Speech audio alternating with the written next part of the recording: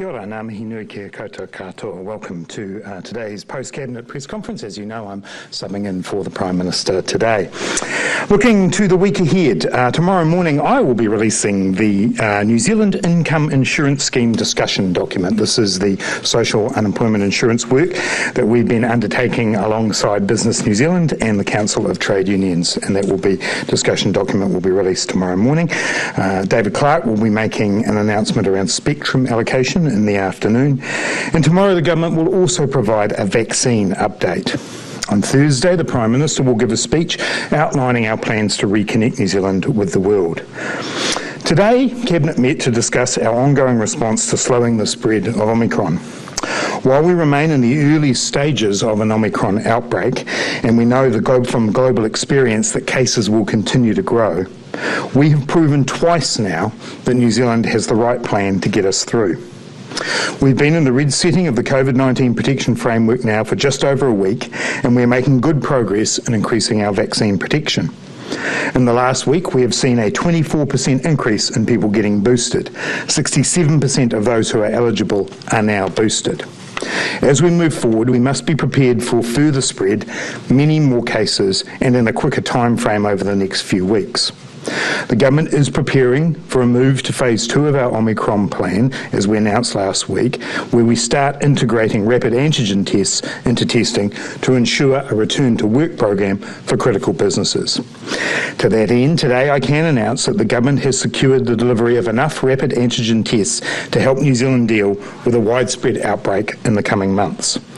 Last week and over the weekend, the government has been in contact with a variety of rapid antigen test manufacturers.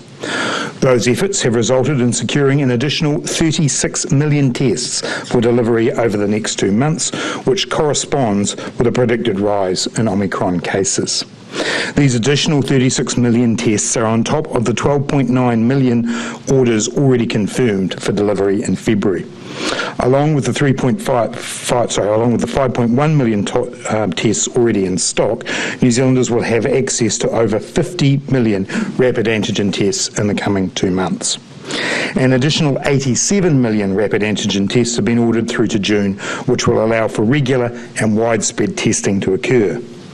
In total, 123 million rapid antigen tests are on order, and work continues to bring these orders forward.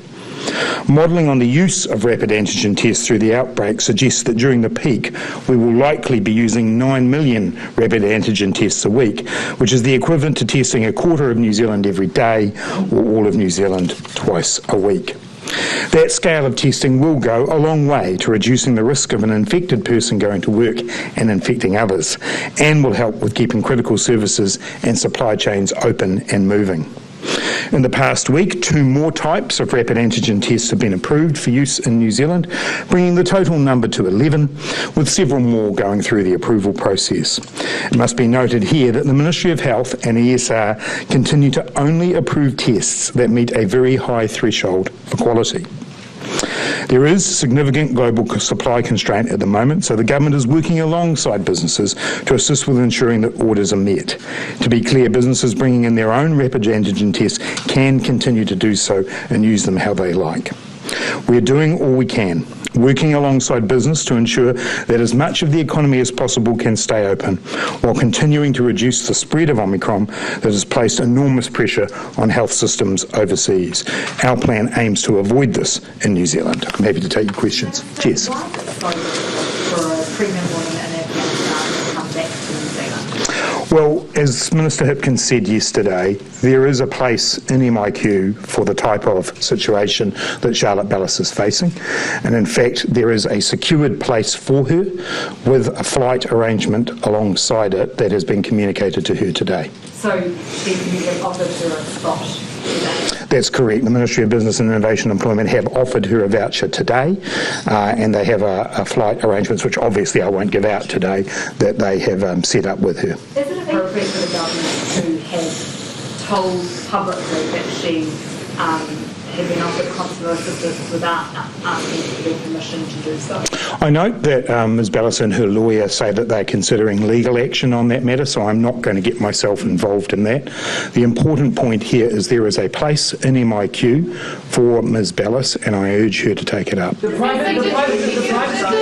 following up on that, does that send a message though that if you make a fuss and go public, you will get preferential treatment? No, it doesn't. What it sends a message is that the staff of the Ministry of Business, Innovation and Employment who have to deal with emergency applications are dealing with very difficult and challenging cases on a daily basis. They always try to make contact with people and try to make arrangements that work. That has been consistently what they have been doing over the last couple of weeks to support Ms Bellis through the application process. And in each circumstances, the specific set of circumstances that a person faces is taken into account. So in that regard, Ms Bellis is no different. Did the government ask for her permission for discussing details, putting details of her case into the public domain? As I say, I've noted in the media that Ms Bellis and her lawyer say they are considering legal action on that matter. I think you'll understand that I'm not going to involve myself in that. The situation we have today is that her case has been assessed. There is a place for her to be able to return to New Zealand, and I urge her to take it up. Minister, the Privacy Commission says a minister should only release personal information that an individual has not already made public or if the individual has clearly authorised such a disclosure. Ms Bellis says she didn't authorise such a disclosure. So this is a clear-cut case, isn't it? You've breached her privacy. As I said, I'm repeating my answer again, Jason, but I will do it for the third time. Ms Bellis and her lawyer say that they're considering legal action around these matters, and therefore it's not appropriate for me to involve myself in them. If you want to seek further comment from Mr Hipkins, you're welcome to do that, but I suspect his answer will be very similar to mine. Yes, Amelia. Her apologies for how she's been treated in this instance. What I know is that officials at the Ministry of Business, Innovation and Employment have worked very hard to support an outcome here when Ms Bellis can return home. There are rules and criteria. There are many people who are trying to find their way back to New Zealand, and I have enormous sympathy for people in a number of different situations. One of the hardest things during COVID-19 has been the fact that people have not been able to come back for funerals, for weddings, for situations like the birth of children. That's incredibly tough. We've had our MIQ process in place for a very good reason. It has supported our public health response. It has avoided a number of deaths, but that doesn't make it easy for people who are at the other end wanting to come back to New Zealand. MB works hard to make good decisions here. They continually communicate with people who apply. That's what's happened in Ms Bellis's case, and there is now a place for her. Barry. Ms Bellis's lawyer is representing about up to 30 women, pregnant women, in the same situation. Are they now going to be given MIQ vouchers as well? Well, I don't think I'd accept the fact that people are necessarily in the same situation. There are specific circumstances for Ms Bellis that have been taken into account by the Ministry of Business, Innovation and Employment. I can't possibly comment on the circumstances of 30 other people. I do know that they work hard to be able to make sure that people who have emergency situations return to New Zealand. Do you feel it's a woman's right to come back to New Zealand if she's a legal Kiwi citizen to give birth to a child in this country? Well, it's a similar situation for everybody with MIQ. We all want people to be able to come back to New Zealand when they choose to, when it suits their circumstances. Unfortunately, during COVID-19, that's not been possible. The government's taken the view, and I think most New Zealanders have endorsed the view, that we should do all we can to keep COVID-19 out of New Zealand while we get ourselves vaccinated, while we get ourselves boosted. That means really difficult decisions have to be made on a daily basis, and these cut across huge number of circumstances. Because we have an understanding that there are medical situations, there are personal situations that need exemptions, we have emergency allocations. Then there is a process to go through those. I appreciate for people that it can feel bureaucratic or it can feel frustrating, but that's because MB is dealing with so many different applications. In the case of Ms Bellis, there is now a place for her in MIQ. We'll just do there and there.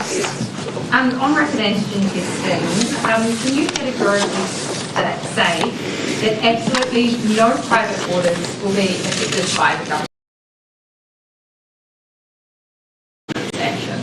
What, as you'll note in the press release that Minister Verrill has put out today, you've got the assurance there from one supplier with Abbott that that did not occur, that orders have been dealt with as they've been put in, and that is the process that we're working through. You'd have to give me a specific example, but from the information we've been given, orders are being processed in the order in which they were made. And has Cabinet made decisions about reopening the border today?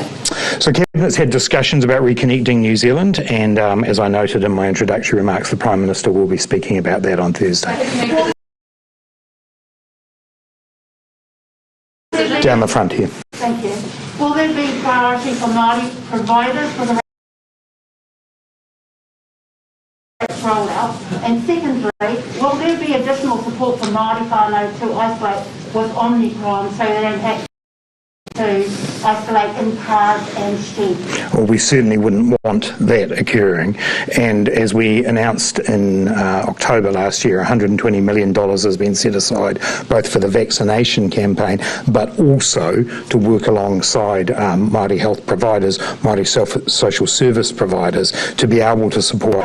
On the matter of rapid antigen testing, we're working through that process at the moment. Obviously, our first priority continues to remain keeping utilities going, emergency services, the food supply chain, but we are also conscious of the need of supporting social service providers to be able to support those communities who are vulnerable. So it's the Māori providers that go into those deep areas and supply Rāwhiti, as an example, and they're the ones that will reach those whānau. So will they be prioritise those Māori?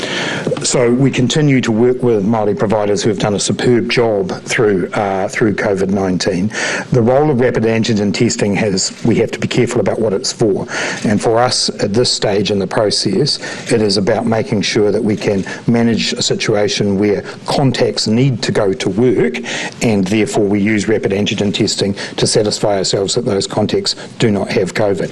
As we move through the process, there will be a wider distribution around rapid antigen tests, and equity issues will very much be part of that. At what point are you hoping general public will be able to get access to this? Well, that will come with time. Our priority at the moment is making sure that utilities, keeping the lights on, keeping water services running, the food supply chain, those continue to work. And I think everyone will understand that should be the priority. We've looked at what happened in other countries where that didn't occur and it caused major disruption. Over time, as supplies increase, no doubt there will be a wider availability. Because you did say in your opening remarks you're expecting another 87 million tests coming in later in the year. Is that the point where you start to widen it out, or would that still just be enough to cover those critical industries? I think as we move on through this, you will see a wider range of people having access to rapid antigen tests. But bear in mind, this is not about a business being able to operate per se. It's not about people being able to go about their business. This is about dealing with a specific set of circumstances around contacts and making sure that those contacts can continue to go to work. We will, in due course, make further announcements about the way that we see that. But equally, people themselves, as we move through this process, will be able to purchase them. I'm not going to put a time on that today, though. Will you be supplying schools with rapid antigen tests? Well, again, similar. It's in the same category. At the moment, the particular focus that we've got is around the contact issue and making sure that we have critical services provided, emergency services provided. We're not in a position right now today where that is needed, so we do have the space and time to be able to work through where schools fit, alongside what I would suggest might be some other high-risk settings that we might need to work through, such as aged care facilities. And just confirming they're going to be free for everyone. We made that commitment. So Henry. We've spoken to a number of teachers who got a visa to come to New Zealand from overseas as part of that 300 teacher announcement made last year. He can't give them a spot in the terms already begun. Principals are desperate to get them over using the leaders. Looking back, would it have been smarter to link those visas to the emergency space? I understand, Henry, that you're going to be getting a response directly from Minister Hipkins's office on this question.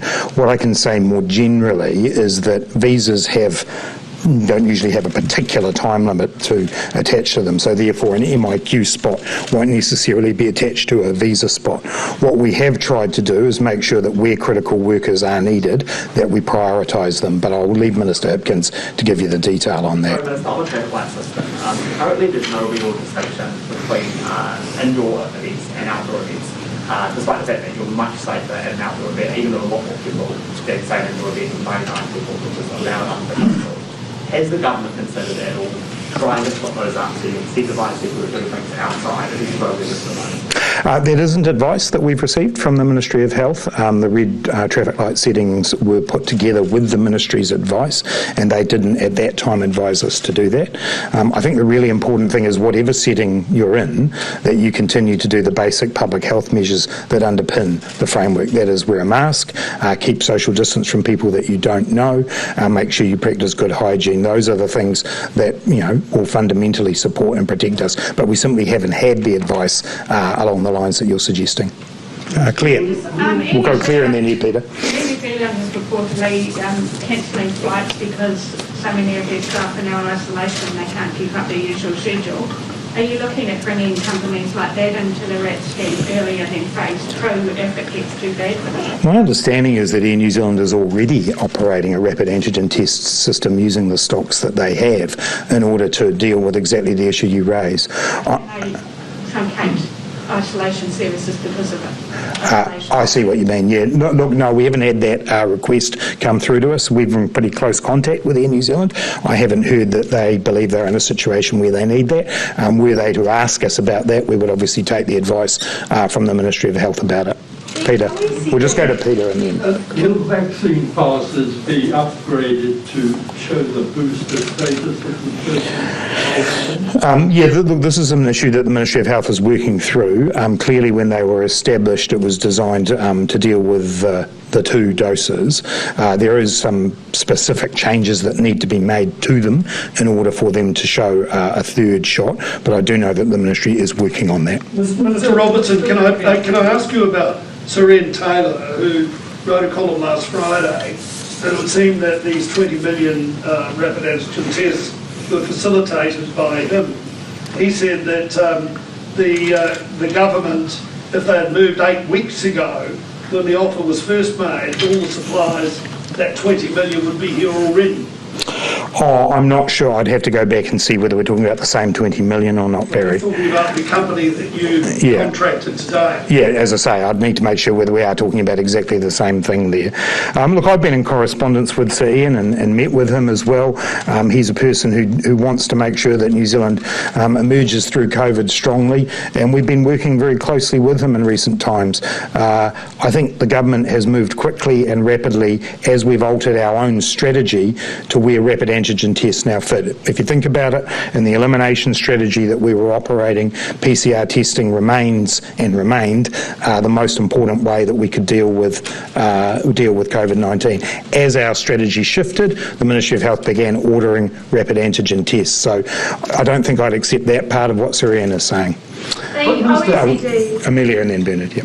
Thank you. The OECD has again said that New Zealand needs to raise the age of super, and National Leader Chris Luxon has said that he supports the policy of raising it to 67. Will a Labour government ever increase the age of super? No, we won't, and we've made that commitment. There are a lot of reasons for that, but first and foremost is that for many New Zealanders, even reaching the age of 65, when you're in manual labour in particular, it's tough. And we think that there's a commitment that we've made, a social contract, if you will, with New Zealanders to make sure that they have dignity in retirement and support in retirement. I recognise that there is a cost associated with that, but that's the priority decision that we make. As an economy, I believe we can afford that. If you're asking me in 10 years' time or 20 years' time, I'm not going to answer for that, but for the Labour government that stands here today, our commitment has not changed. And would you consider changing the structure of super? So, for example, the idea of using it as a universal basic income and then taxing other incomes above it. Is that something you would consider? No, that's not something we've put any focus on at all. Bernard. Would you consider hiring the... Sorry, we're just going to do Bernard and then we'll come back to you. Minister, the OECD said they were worried about a possible sharp drop in the housing market. Would the government act to ensure that didn't happen? Yeah, look, I mean, there's a lot of forecasting, speculation and comment in the OECD report, and so I tend to, listen to that, but also listen to what we see from forecasters here in New Zealand, the Reserve Bank, Treasury and others. They are not forecasting the kind of sharp drop that you're talking about. They are forecasting a drop over the course of the next year or so. As I've often said, our position is we do want housing to be more affordable and that we will take action to do that, but I haven't seen anything in the forecasts that we rely on here in New Zealand that would cause me to intervene in that situation. Do you agree with the 47% of people in the one News Kantar poll who said they wanted to see house prices fall a lot? Yeah, I think what's important there is that the message I get from that poll is that New Zealanders want housing to be more affordable. They want people to be able to buy their own home and live in their own home, and they want to make sure that the price of housing reflects that value. That doesn't necessarily translate to people wanting the value of their own home to drop. And so I do think we've got to be a little bit careful about polling questions like that. Regardless, we share the aspiration of New Zealanders that we want more people to own their own home. It is a long journey to come back from around 30 years of the way in which our housing market has gone in the direction it has, but we believe we're undertaking the things that need to be done in that space. Party leaders have been calling for a reduction in the age superannuation because of our lifespan. Has that been a point of discussion for government? We haven't done investigation specifically into that during this term of government. Previously, when the Labour Party has been putting its policies together, we have looked at a variety of equity issues built around superannuation. In the end, we came to the decision to leave the settings as they are, not as we've heard today the National Party and others would prefer to see that rise. So we've made the decision not to alter those settings. Minister, did Cabinet today make a decision around the borders? Cabinet a paper was discussed at Cabinet today, as is often the case when it comes to Cabinet decisions. There are things that need to be followed up from that, and that will be done. Okay, because on Thursday you said that there is a speech about opening up New Zealand. Cabinet has met today, so can we read into that Cabinet has made a decision and it's going to be announced? I'm not going to. You can read into whatever you like, Jason. That's not what I'm saying. What I'm saying is that there will be a speech on Thursday on reconnecting New Zealand, and as you would expect, we discussed all aspects of the Omicron response. And has the government or Chris Hipkins sought Crown Law advice over the privacy of Charlotte Ballas? You'd need to ask Mr. Hipkins that. Are you aware of it though? No, I'm not. Is the average asking price of $1 million for a house affordable? If not, should that house prices go down? Well, as I've said, we don't believe that the price inflation we've seen in the housing market in recent years is affordable, and so we have been taking actions both in terms of the supply side, building more houses, we've got record consents, and on the demand side to be able to dampen particularly investor and speculative demand. I've often said, I don't sit here saying I want house prices to go down by X percent. We set the criteria, we set the rules so that we can have a more affordable housing market, and that's what we're working towards. Would you be worried about a drop though? As I said, there's drops forecast by both the Treasury and by some economists at the moment. That is the nature of the housing market, and some of the changes we've made, some of the changes that the Reserve Bank has made.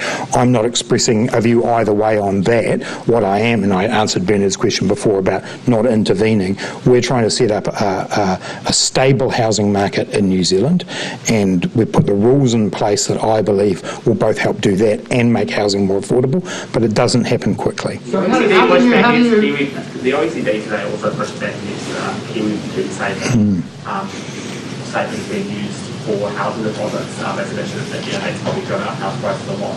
Would you ever pull that away from people as an option, or is that? No, we have no intention of doing that. And, I genuinely respect the reports that the OECD does when they do their country investigations. They're very thorough, but they are also quite consistent in their advocacy for a number of policies that the government has committed that we're not going to do, and we certainly aren't going to be taking that one up. Minister, Ministry of Health, Tamariki Māori vaccination rate has Māori at 18% and 33% for non-Māori, but Māori statisticians have it at 16% for Tamariki Māori and 40% non-Māori. Why is there such a big difference? I really don't know the answer to that question. I'm very happy to go to the Ministry of Health and find out for you what they would have as an answer to that. Those percentages, while there is a discrepancy there, it's not wild, but it is significant, and so I think it's a fair question for you to ask, which I will follow up. One thing. The reasons why the Ministry of Health won't release data because there are these discrepancies? No, that's not the reasoning that the Ministry has expressed previously, and as you know, they are working with whānau order providers. What I was going to say was that one of the things I'm extremely proud about is the way in which the Tamariki Māori vaccination campaign has been a co-design process, and I'm really pleased with the way that the Ministry of Health has worked with Māori providers, worked with Iwi Chairs Forum, worked with the National Māori Health Coalition to design the way in which that program is rolling out. And so I think over time you will see those vaccination rates rise considerably for Tamariki Māori, and I think we've actually learned a lot of lessons from the way that we've gone about the whole vaccination campaign that's now informing what I think is a really good co-design process. Minister, what will you do about inflation? What will you do about inflation in the months ahead? Last year's domestic inflation for non-tradables was 5.3%, which is higher than China, Australia, Japan and South Korea. Yeah, and I mean, obviously for all New Zealanders, the rising cost of living is a concern. But even when you dig into the tradables, non-tradables split, you still see things that have significant international factors within them. So one of the things within non-tradables is around housing, and we know that the building supply issue is a global supply chain issue. So I don't think it's as easy as to say we can control something within the non-tradables environment in the way that you might be alluding to. What I would say is that if we were to take, and bear in mind, I think more than 70% of the latest quarterly inflation increase comes from two things. One, the broad housing area, which contains a number of different elements, and the other, transport, which is clearly driven by oil prices. I'll finish, John. Is driven by oil prices. If we were to try and intervene in the housing side of that, what you would be asking us to do potentially is slow down the build of state and public housing. And I've stood here before and been questioned about why we're not doing more of that. So I don't think the answer lies here in the government stopping doing really important projects for the future of New Zealand. So you're saying that New Zealanders should just continue to expect this sort of level of inflation, and so for how long? Well, the Treasury's projection is that from the first quarter, the end of this first quarter, that it'll start to decline.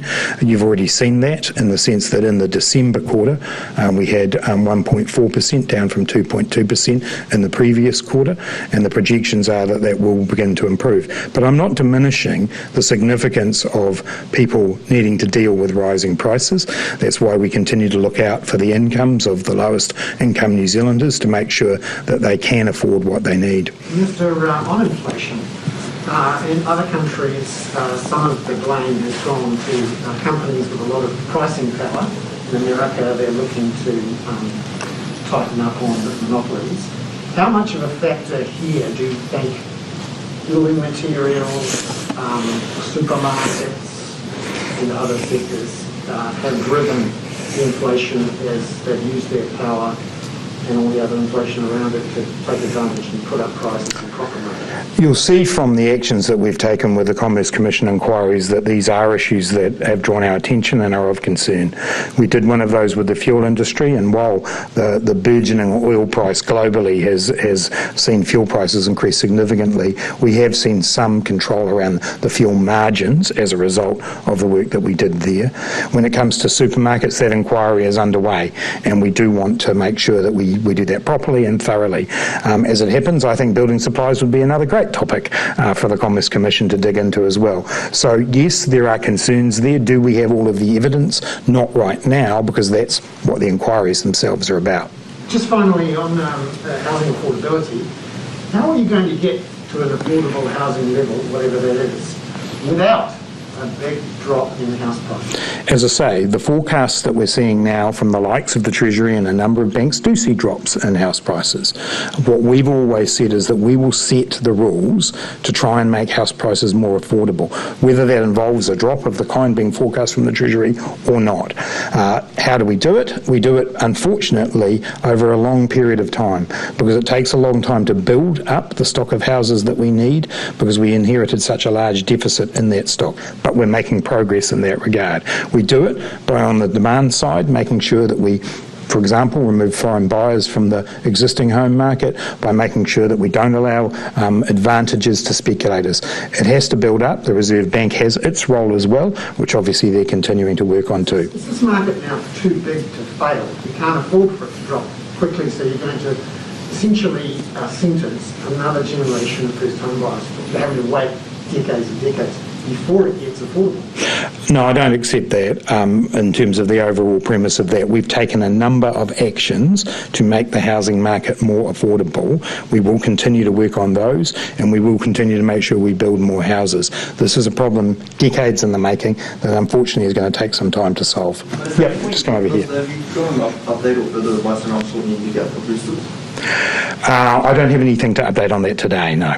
How much does that play into the decision around reopening the border when you still have New Zealanders and some of them vulnerable Pacific and Māori communities who can't get the booster as of yet? How does that play into the decision? Yeah, look, when we made the decision to push out the time in which we would move to people coming here with self-isolation, one of the big factors was to see an increase in the booster campaign.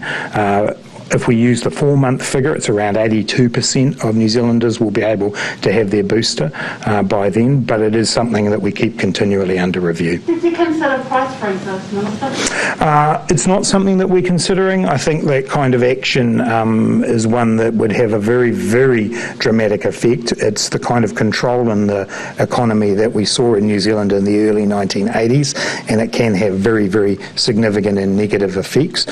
What we're focused on is making sure that we lift the incomes of the lowest income New Zealanders so that they can maintain their standard of living. Minister, when will you releasing the list of people who will be able to take a test to get out of isolation and phases 2 and 3 of the Omicron outbreak? And do you envision private and public media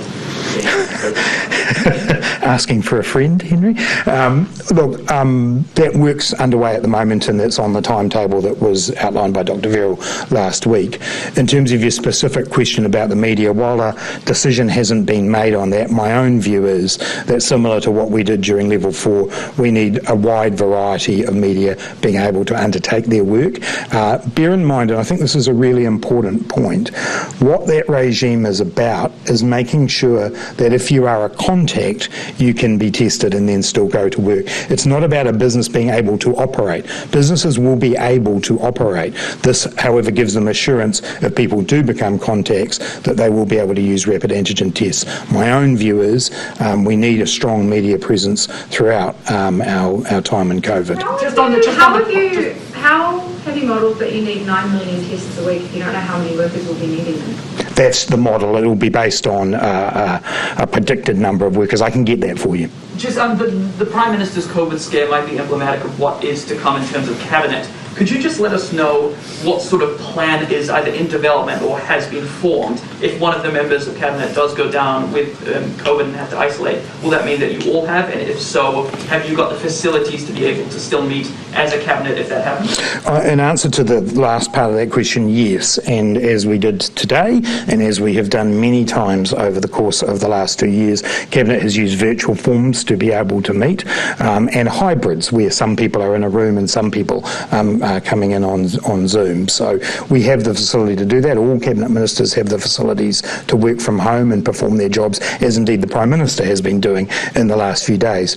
Beyond that, to wider planning, there is thought going in at the moment to how we might manage that, and we'll have more to say about that when any decision gets made. So what about, but it hasn't been made. So specifically Parliament itself? Slightly different matter, yeah. Parliament itself, and I believe Parliament's Business Committee is probably meeting right about now, and I'm sure they'll be going over arrangements that the Speaker has in mind for that. Minister, last one, Bernard. Yep. 9 million rats could be used as pests. Does that imply that at that time people in the public would be able to... Obviously, it's a much wider group of people that would potentially be able to use that. The final decisions around how we allocate those, though, will depend on the way in which the outbreak emerges and evolves. But clearly, it's a wider group of people than the more narrow critical worker group we're talking about now. And can you say at that 9 million what sort of cases per day that would be? As I say, I'll actually go back and I'll get some more detail on that modelling for you so that I can give it to you rather than trying to recall all of the numbers that were in the model today. John, Bernard. Sometime in the next couple of months. Can we really expect the borders to open at the same time as we have that sort of thing? Well, as I say, the Prime Minister will have more to say about the Reconnecting New Zealand program, but one of the things we've been clear all along is that vaccines and boosters give us far more options and choices than we've had previously, and obviously what we know about Omicron is that for a large number of people it will be a mild to moderate style illness. For some it will be more severe. We have to design our approach bearing all of those factors in mind. I'll just finish with John. Just on Tonga, with the humanitarian communication problems there, have ministers discussed the situation and what, if any, updates can the government provide this week on support for Tonga and also support for the Tongan expatriate community in New Zealand? Well, as you know, we've continued to provide support both practically through the Defence Forces deployments up to Tonga, but also through the work we do government to government around the Tongan Aid Program. If you've got a specific question about part of that, let me know. The relevant ministers continue to talk very regularly with those in Tonga. Thanks, everyone.